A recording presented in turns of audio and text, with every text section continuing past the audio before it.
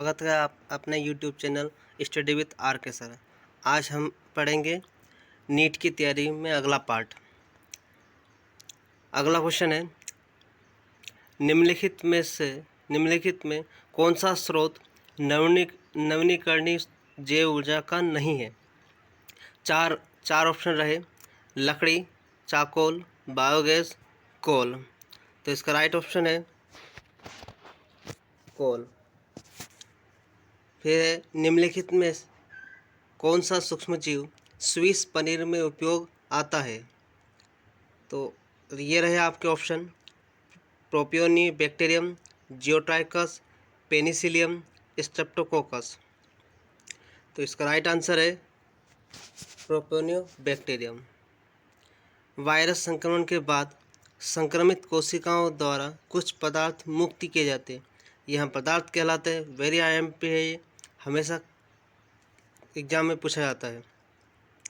तो इसका ऑप्शन है एंटीजन, एंटीबॉडी, इंटरफेरोन, उपरोक्त में से कोई नहीं। तो इसका राइट ऑप्शन आएगा इंटरफेरोन।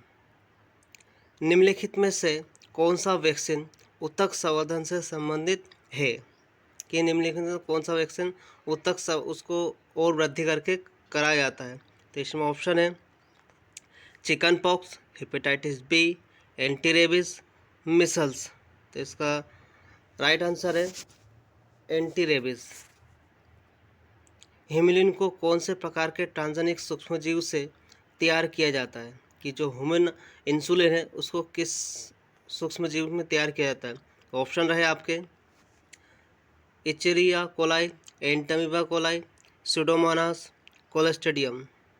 तो राइट आंसर है ई कोलाई, जिसका पूरा नाम है इचेरिया कोलाई। क्राई प्रोटीन प्राप्त किया जाता है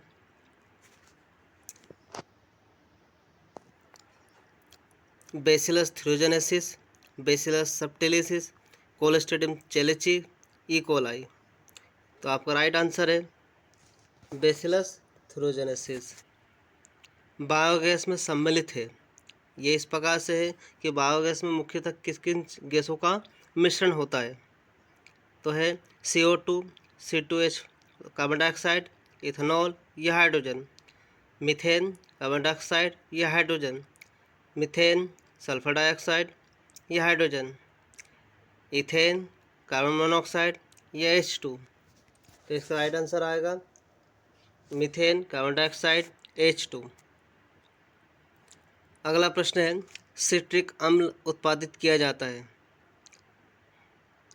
Aspergillus Niger, Streptococcus lactis, Acetobacter सब ऑक्सीडेंस, कैनिडा यूटिलिस। तो इसका राइट आंसर है एस्परजिलस नाइगर।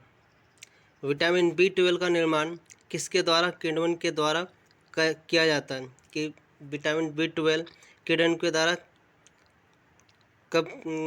कौन सा सूक्ष्मजीव होता है। तो इसमें ऑप्शन है एस्बिया गोसिपी, राइजोपस, स्टेनोफर, प्रोपियोनी बैक्टीरिया, सैक्रोमाइसिस सर्विसेज। तो इसका राइट आंसर है प्रोपियोनी बैक्टीरिया। निम्न में से कौन सा आयोनिक डिटर्जेंट है। कि आयोनिक डिटर्जेंट है पर आयन के द्वारा बनता है। RPM, hate, peg, SDS। तो इसमें आएगा SDS। ये इसी प्रकार से प्रश्न होते हैं क्योंकि ये नीट में इसी प्रकार के प्रश्न पूछे जाते हैं क्योंकि ये डिफ़िकल्ट रहते हैं। माइक्रोबैक्टीरियम के नाम याद रखना, सूक्ष्मजीव के नाम याद रखना, इसलिए मैं इनसे ज़्यादा क्वेश्चन बता रहा हूँ। सिट्रिक अम्ल किससे प्राप्त होता है। पेनिसिलियम सिट्रेटम, एस्परजिलस नाइगर, सैक्रोमाइसिस और है एजोस्पाइरलम। तो इसका राइट आंसर है एस्परजिलस नाइगर। सैक्रोमाइसिस सर्विसेज किसके निर्माण में काम आती है। ये सूक्ष्मजीव है तो क्या बनाता है। Ethanol, methanol, acetic acid, antibiotic. तो इसका राइट आंसर है इथेनॉल। जल प्रदूषण का एक सूचक है कि जो जल प्रदूषण को सूचित करता है ऐसा कौन सा सूक्ष्म जीव है? तो इकोलाई, क्लोरेला, बेगोंटा, यूलोथ्रिक्स। तो इसमें आएगा इकोलाई। आज के कृषक धान की फसल 50% तक वृद्धि किसके उपयोग द्वारा कर सकते हैं? किसके द्वारा? और 50% कृषक धान के उत्पादन बढ़ा सकते हैं। तो साइनोबैक्टीरिया, राइजोबियम, एजिलोपिनेटा साइनोबैक्टीरिया, फर्म यार्ड खाद। तो इसका राइट आंसर है एजिलोपिनेटा साइनोबैक्टीरिया द्वारा। गोबर गैस में गोबर को विघटित करके गैस उत्पन्न करता है। कवक, वायरस, मैथोजेनिक जीवाणु, शैवाल। तो इसमें आएगा मैथोजेनिक जीवाणु। निम्न में से कौन सा युग्म जैव उर्वरक का है? एजोला तथा बीजीए, नॉस्टक तथा लेग्यूम, राइजोबियम तथा घास, साल्मोनेला व ई कोलाई। तो इसका राइट आंसर है एजोला तथा बीजीए। प्राणी कोशिका संवर्धन प्रौद्योगिकी का आज सर्वाधिक अनुप्रयोग किसके उत्पादन में हो रहा है? इंसुलिन, इंटरफेरोन, वैक्सीन या खाद्य सेल प्रोटीन। तो इसका राइट आंसर है वैक्सीन। जैविक अपशिष्ट के अवायवीय पाचन के दौरान जैसे कि बायोगैस बनाने में होता है, निम्नलिखित में से कौन सा अंश अपघटित नहीं होता? Lipid, lignin, hemicellulose, cellulose.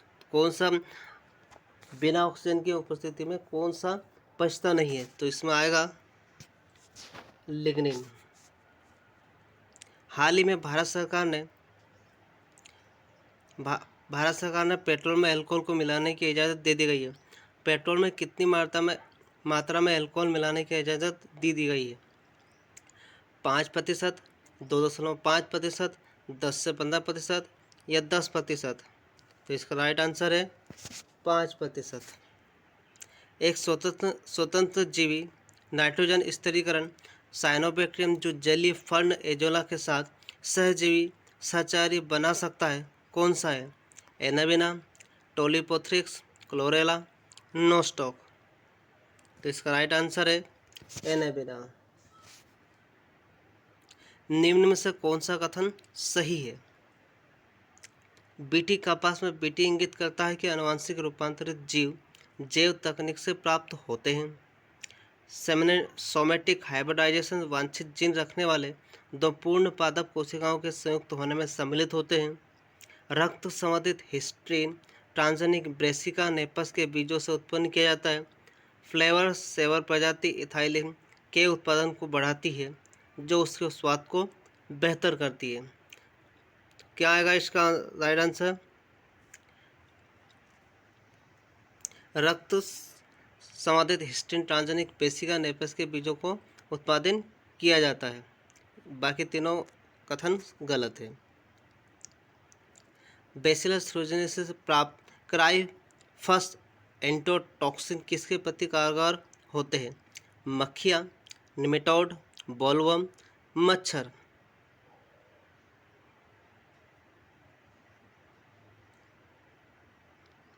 तो इसका राइट आंसर है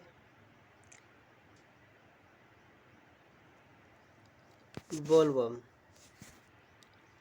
शाकनाशी प्रतिरोधी आनुवंशिकता रूपांतरित जीएम फसलों के उत्पादन उपयोग का मुख्य उद्देश्य क्या है? बिना शाकनियों का उपयोग किए ही खेत से खरपतवारों को दूर करना, पर्यावरण प्रेमी शाकनाशियों को बढ़ावा देना, स्वास्थ्य सुरक्षा के लिए खाद्य वस्तु में शाकनाशी का संचयन कम करना, मानव श्रम का उपयोग किए बिना ही खेत से खरपतवारों को सफाई कर देना। तो इसका क्या आएगा इसका आंसर? फोर्थ। भारत में निम्नलिखित में से किस एक के जीवाश्म ईंधनों के विकल्प के रूप में एक जैव ईंधन की तरह इस्तेमाल करने का परीक्षण किया जा रहा है? एजोरिता, म्यूसा, इजिलोप्स, जेट्रोपा। तो इसका राइट आंसर आएगा जेट्रोपा। वहाँ कौन सी एक परजीवी खाद्य फसल है जिससे विकासशील देशों में रतौंधी यानी नक्तंता की समस्या का समाधान हो सकता है? स्टारलिंक मक्का, BT soybean, golden rice, Flavr Savr किस्म के टमाटर। तो इसका राइट आंसर आएगा गोल्डन राइस। समुद्री शैवालों से निकाला गया एगोरोस कहाँ उपयोग होता है? जेल इलेक्ट्रोफोरेसिस में, स्पेक्ट्रोफोटोमेट्री में, संवर्धन ऊतक में या पीसीआर में? तो इसका राइट आंसर आएगा जेल इलेक्ट्रोफोरेसिस। जब डीएनए फिंगरप्रिंटिंग किया जाता है तब ये जेल इलेक्ट्रोफोरेसिस उपयोग की जाती है। वर्तमान पालजनी जंतुओं में इस समय किससे अधिक संख्या किसकी है? सुअर, मछली, मूसक या गाय? तो इसका राइट आंसर है मूसक, यानी चूहों में ज़्यादा पालजनी जंतु पाए जाते हैं या इनकी संख्या ज़्यादा है।